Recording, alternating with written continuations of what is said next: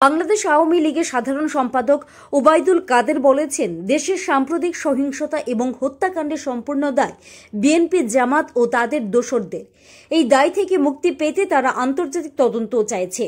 তিনি আজ দুপুরে রাজধানী ঢাকার ধানমন্ডিতে আওয়ামী লীগ সভাপতির কার্যালয়ে সংবাদ সম্মেলনে এই কথা বলেন। আওয়ামী লীগ সাধারণ সম্পাদক বলেন, আইন শৃঙ্খলা বাহিনীর তদন্তে বিএনপি, জামাতের নাশকতার তথ্য পাওয়া যাচ্ছে। সরকার হটানোর অপচেষ্টা সফল হতে দিতে পারেন না। এই অশুভ চক্র ব্যর্থ হবে ইনশাল্লাহ। ৭১-এ পাকিস্তানি হানাদার বাহিনীর কায়দায় লুটপাট ও হত্যাযজ্ঞ চালিয়েছে বিএনপি, জামাত। সরকার হটাতে এখনও সক্রিয় দেশি বিদেশি কুচক্রী মহল।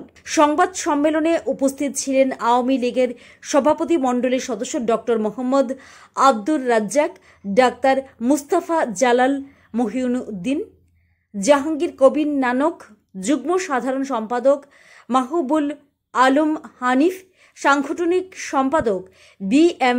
মুজাব্বেল হক, এস.এম. কামাল হোসেন, আহমেদ হোসেন, মির্জা আজম, আফজাল হোসেন, সুজিত রায় নন্দী, দপ্তর সম্পাদক ব্যারিস্টার বিপ্লব বড়ুয়া সহ কেন্দ্রীয় আওয়ামী লীগের নেতৃবৃন্দ।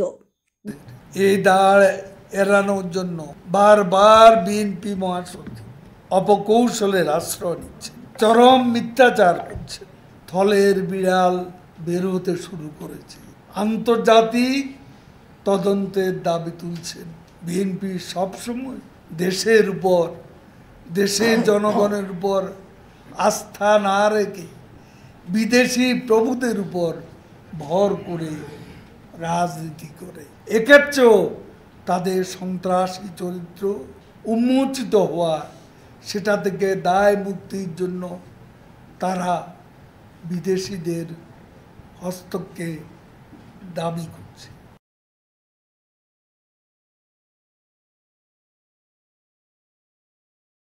এখনো যারা আন্দোলনে ডাক দিয়ে যাচ্ছে, তাদের উদ্দেশ্য দেশকে ধ্বংস করা, দেশের অর্থনীতিকে আরও ধ্বংসের দিকে নিয়ে যাওয়া এবং পেছনে দরজা দিয়ে ক্ষমতা দখল করা।